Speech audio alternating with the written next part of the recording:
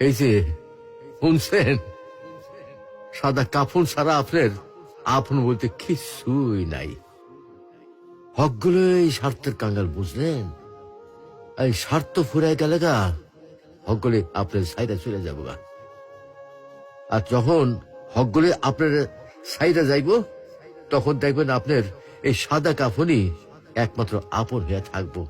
তা বা কয়দিন কন? আহারে জীবন, কিসের লাইগা এত কিছু করতেছি? এরই নাম কি জীবন?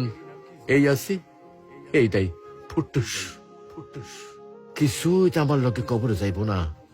না যাইব আমার শখের মোবাইল ফোনটা, না যাইব আমার শখের গাড়িটা, আর না যাইব আমার শখের বাড়িটা।